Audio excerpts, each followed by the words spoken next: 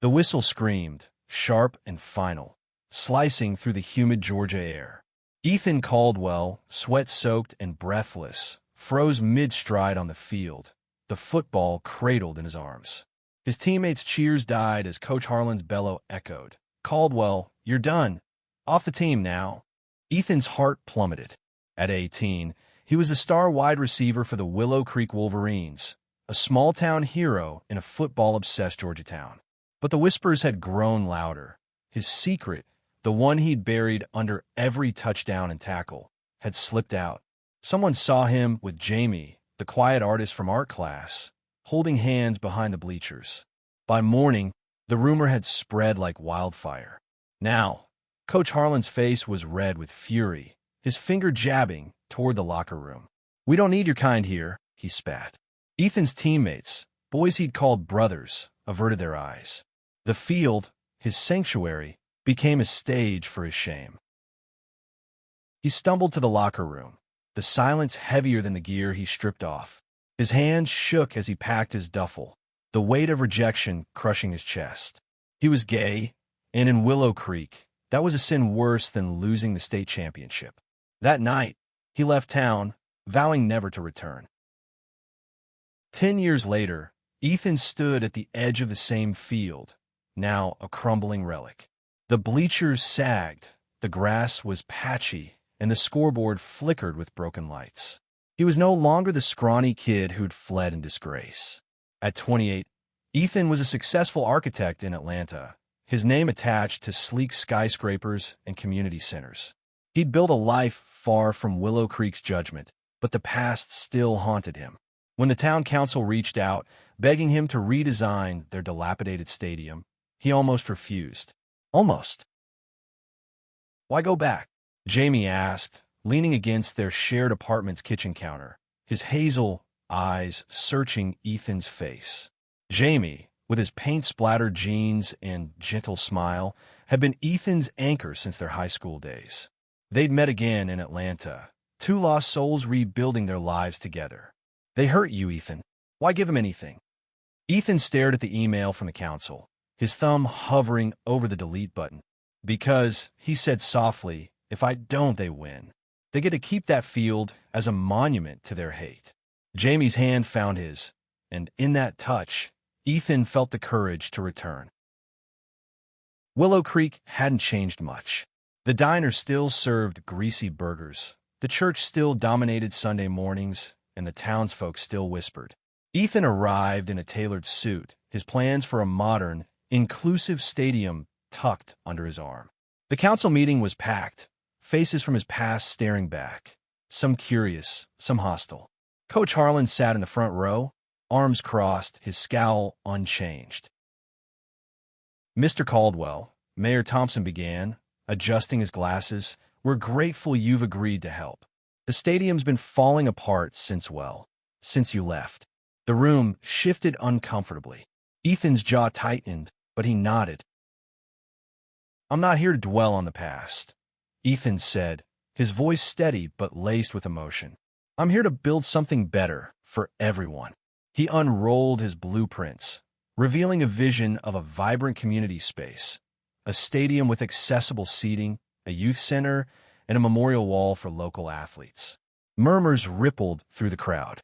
Some nodded, others frowned. Harlan stood, his voice booming. "This is a football town, Caldwell. We don't need your fancy ideas or your lifestyle." The word dripped with disdain, and Ethan's chest tightened. He'd expected this, but it still stung. "Then why am I here?" Ethan shot back, his eyes locking with Harlan's. "You called me. If you want this field to rot, fine. But I'm offering you a future." The room fell silent. A few heads nodded, and for the first time, Ethan felt a flicker of hope. Construction began in spring, and Ethan threw himself into the project. He worked alongside contractors, hammering nails and hauling beams, his hands calloused but his heart full. Jamie visited on weekends, sketching designs for the memorial wall. Their evenings were spent on the field, sharing quiet moments under the stars, their laughter echoing where Ethan once felt only shame. But not everyone welcomed the change. Graffiti appeared on the construction site. Slurs, threats, echoes of the past. Ethan's resolve wavered, but Jamie's voice steadied him. "You're not that kid anymore," Jamie said, wiping paint from a vandalized beam. "You're stronger than them." One night, a brick crashed through the site office window, a note tied to it. "Leave, fag." Ethan's hands trembled as he read it, memories of his expulsion flooding back. He wanted to run again, but Jamie's arms around him anchored him to the present. "We finished this," Jamie whispered. "For us. For you." By summer, the stadium began to take shape.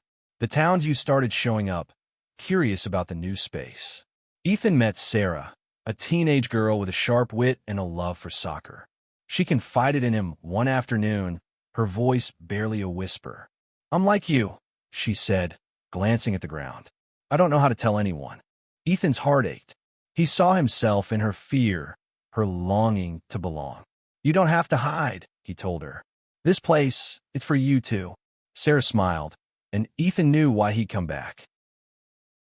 As the stadium rose, so did the tension in Willow Creek. Ethan's vision was taking shape, a sleek, modern structure with open spaces for community events, a far cry from the crumbling relic it replaced. But the vandalism grew bolder. Spray-painted slurs marred the new bleachers, and tires were slashed on the crew's trucks. Ethan felt the weight of every hateful act, each one a reminder of the town's rejection a decade ago. Yet, he kept working, driven by a stubborn hope that this project could change hearts.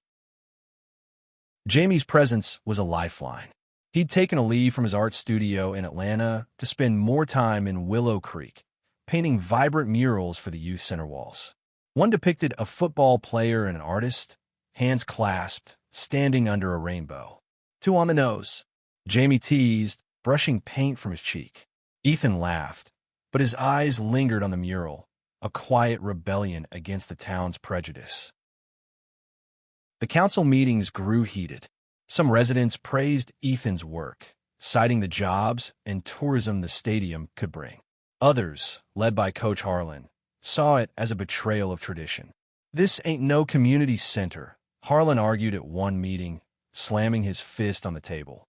"It's a football field, not a stage for Caldwell's agenda." Ethan bit back a retort, focusing instead on the younger faces in the crowd. People like Sarah, who watched with cautious hope.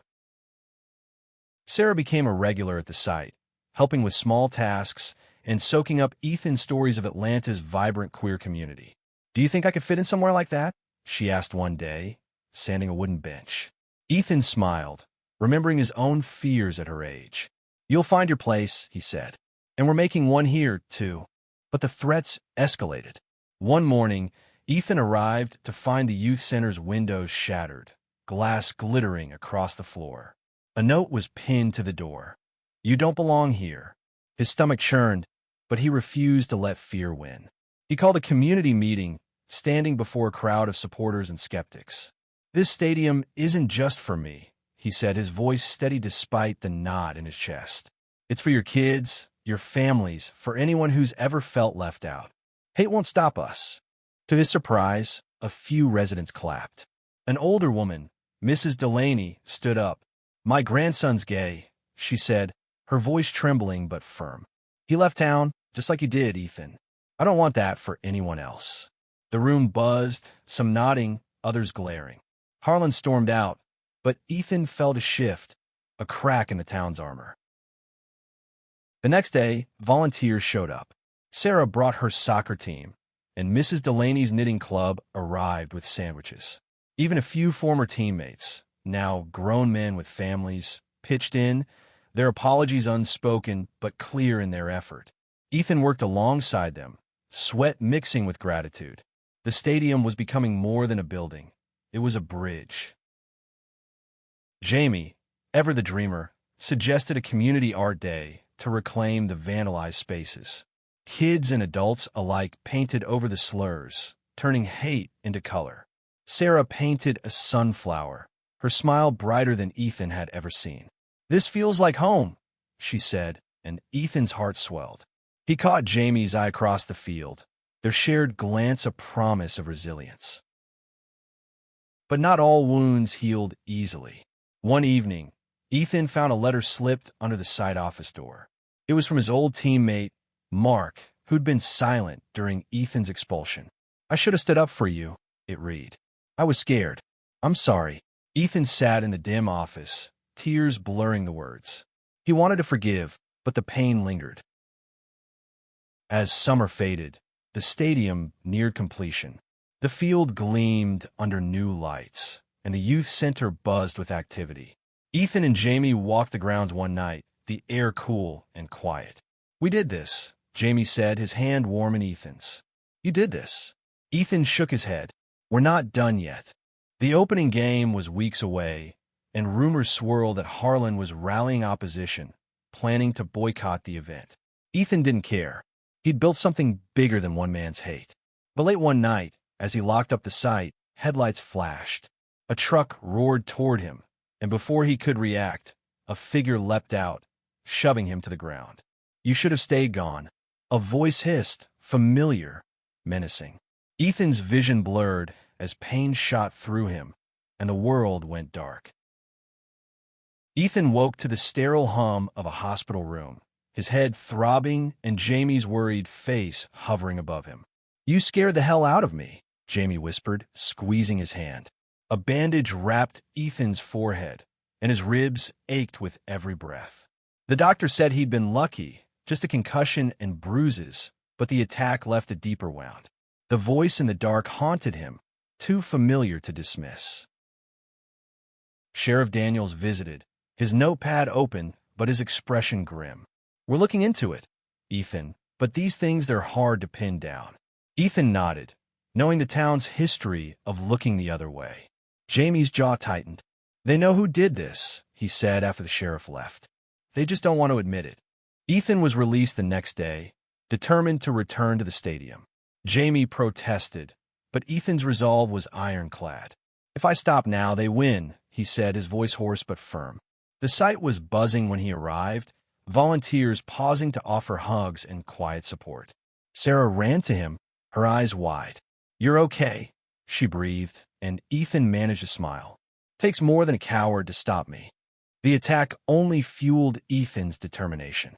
He poured himself into the final touches, polishing the memorial wall, testing the stadium lights, ensuring the youth center was ready for its after-school programs. The community rallied, too. More residents joined the effort, their presence a quiet rebuke to the hate. Mrs. Delaney's knitting club sewed banners for the opening game, and Sarah's soccer team organized a fundraiser to replace the shattered windows. But the shadow of the attack lingered. Ethan caught whispers of Harlan's name, though no proof tied him to the assault. The old coach had been seen at the diner, railing against the new Willow Creek. Ethan refused to confront him. Not yet. He wanted the stadium's opening to speak louder than any argument. Jamie, meanwhile, was a whirlwind of creativity and defiance. He designed a mural for the stadium's entrance, a soaring phoenix rising from a football field, its wings streaked with rainbow colors. "For you," he told Ethan, his eyes soft but fierce. "For all of us." Ethan kissed him under the half-finished mural, uncaring of the workers nearby. For the first time in Willow Creek, he felt free. The opening game was set for a crisp September evening, and the town buzzed with anticipation. Ethan and Jamie worked tirelessly, ensuring every detail was perfect. The youth center hosted its first event, a workshop for teens, where Sarah bravely shared her story. "I'm gay," she said to the group, her voice trembling but clear. "And I'm not ashamed." The room erupted in applause, and Ethan's eyes stung with pride. But the night before the game, trouble struck again. Ethan arrived at the stadium to find the Phoenix mural defaced, black paint dripping over the vibrant colors. His heart sank, but Jamie was already there, paintbrush in hand.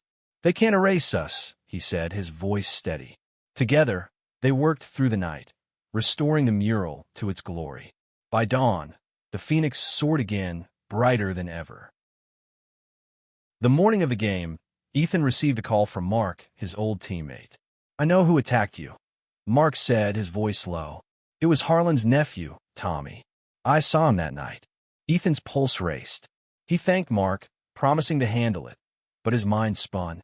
Confronting Tommy could tear the town apart, or it could force them to face their demons.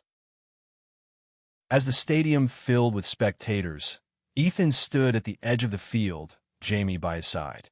The bleachers were packed, the air electric with anticipation. Sarah led the youth center kids in a pre-game cheer, their voices ringing with hope.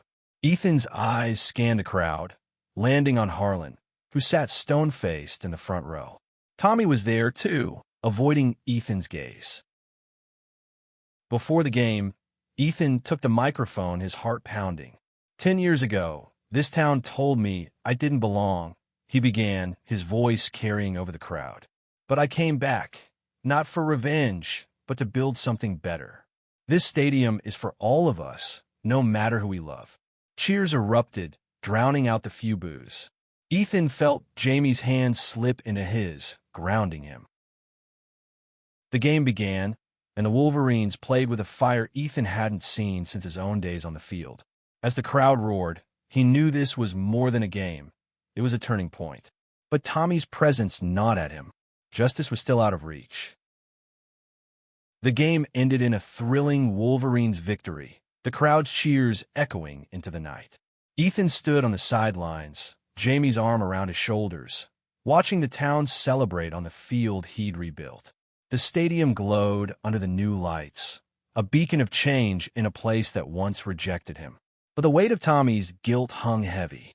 Ethan knew he couldn't let it go, not for his own sake, but for Sarah, for the kids who'd come after him, for every soul who'd felt Willow Creek's sting.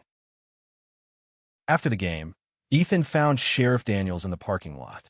"Tommy Harlan," he said, his voice low but firm. "Mark saw him the night I was attacked. You need to look into it." Daniels nodded, his face unreadable. "I'll handle it," he said, but Ethan sensed the hesitation.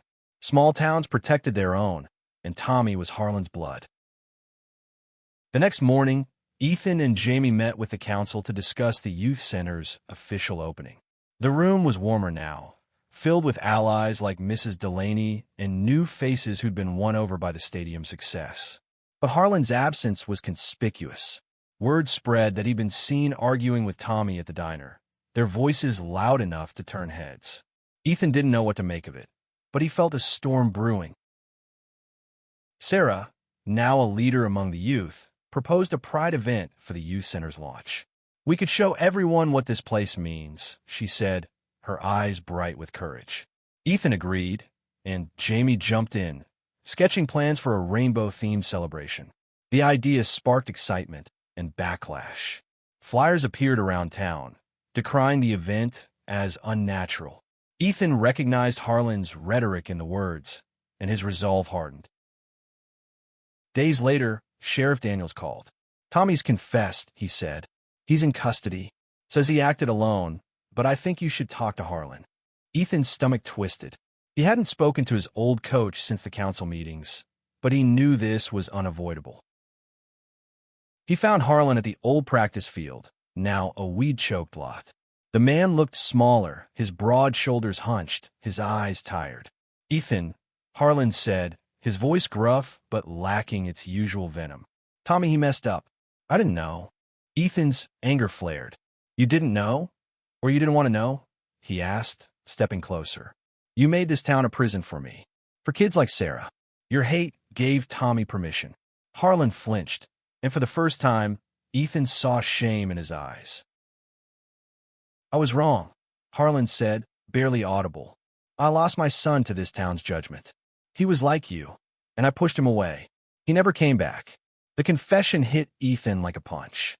He'd heard rumors about Harlan's son, but never the truth. "I can't change the past," Harlan continued, "but I won't fight you anymore." Ethan didn't forgive him. Not yet, but he nodded. "Help me make this right," he said. "For Sarah. For your son." Harlan looked away, but he agreed to attend the Pride event, a small step toward redemption. The youth center's opening was a triumph. Rainbow flags fluttered alongside Wolverine's banners, and the field buzzed with music, laughter, and acceptance. Sarah led a speech, her voice strong as she thanked Ethan and Jamie. "This is our home now," she said, and the crowd cheered. Even Harlan clapped, his face a mix of grief and resolve. Jamie pulled Ethan aside, leading him to the memorial wall. He'd added a new panel, a silhouette of two men, hands clasped, with Ethan and Jamie's initials carved subtly in the corner. "Our story," Jamie whispered. Ethan's throat tightened, and he kissed Jamie under the stadium lights, the crowd's cheers fading into the background. But the victory wasn't complete. Tommy's trial loomed, and Ethan knew the town would be divided. He and Jamie decided to stay in Willow Creek, not just to finish the project, but to build a life. They rented a small house near the field, a quiet act of defiance. Every morning, Ethan walked the stadium grounds, feeling the weight of his past lift with each step. As winter approached, Ethan received a letter from Harlan. "I'm stepping down as coach," it read. "The team needs someone who can build, not break. Like you." Enclosed was a photo of Harlan's son, smiling, with a note for the memorial wall. Ethan added it that day, a quiet tribute to a boy who never got his chance. Winter settled over Willow Creek, dusting the stadium with frost. Ethan and Jamie stood at the memorial wall, their breath visible in the cold air. The wall now held dozens of names, athletes, dreamers, and lost souls like Harlan's son, each a story of resilience. The Pride event had changed the town, not completely, but enough. Kids like Sarah walked taller, and the diner buzzed with talk of the new Willow Creek. Ethan felt a quiet pride, but the work wasn't done. Tommy's trial was swift. He pleaded guilty, admitting the attack was fueled by his uncle's rhetoric and his own fear of being seen as weak. The judge sentenced him to community service, mandating he work at the youth center under Ethan's supervision. It was an uneasy arrangement, but Ethan saw it as a chance to break the cycle. "You're not your uncle," he told Tommy on his first day, handing him a paintbrush. Tommy nodded, his eyes downcast, and began painting a wall at the youth center. It wasn't forgiveness, but it was a start. The stadium became a hub for the community. Soccer games, art classes, and support groups filled the spaces Ethan had envisioned. Sarah started a queer youth club, and Mrs. Delaney's knitting group made rainbow scarves for every member. Even Mark, Ethan's old teammate, became a regular volunteer, coaching the junior team with a gentleness Ethan hadn't expected. "I owe you," Mark said one day, helping Ethan stack chairs. "I should have been better back then." Ethan clapped his shoulder. "You're here now." Harlan kept his word, staying out of the spotlight, but attending youth center events. He never spoke much, but his presence spoke volumes. One afternoon, he approached Ethan, holding a worn football. "This was my son's," he said. "I want in the youth center, somewhere kids can see it." Ethan took it, promising to find a place. That night, he and Jamie mounted it in a glass case, a symbol of healing. Ethan and Jamie's life in Willow Creek grew roots. They adopted a dog, a scruffy mutt named Blitz, who bounded across the field during their evening walks. They hosted dinners for Sarah and her friends, their small house filled with laughter and hope. Jamie's murals spread across town, each one a quiet challenge to the old ways. Ethan's designs inspired other towns to rethink their spaces, and soon, he was consulting on projects across Georgia. One spring evening, the stadium hosted its first Pride game, a fundraiser for the youth center. The stands were packed, rainbow flags waving alongside Wolverine's blue. Sarah kicked the opening goal, her smile radiant. Ethan and Jamie watched from the sidelines, their hands entwined. "We built this," Jamie said, echoing their old promise. Ethan nodded, his heart full. As the game ended, Ethan took the microphone one last time. "This stadium isn't just bricks and steel," he said, his voice steady. "It's a promise, a place where everyone belongs." The crowd roared, and Ethan felt the weight of 10 years lift. He looked at Jamie, at Sarah, at the town that had once cast him out, now cheering him on. He was home. The next morning, Ethan and Jamie walked the field at dawn. The grass was damp, the air fresh with possibility. They stopped at the memorial wall, where a new plaque gleamed, "For those who dared to love." Ethan traced the words, his fingers lingering on the initials he and Jamie shared. "We did more than rebuild a stadium," he said softly. "We rebuilt us." Jamie kissed him, the sunrise painting them in gold. Willow Creek wasn't perfect, but it was changing. And Ethan, once a boy running from hate, had become a man building hope. The field stretched before them, a testament to love's quiet power, its bleachers ready for new stories, new dreams, new heroes.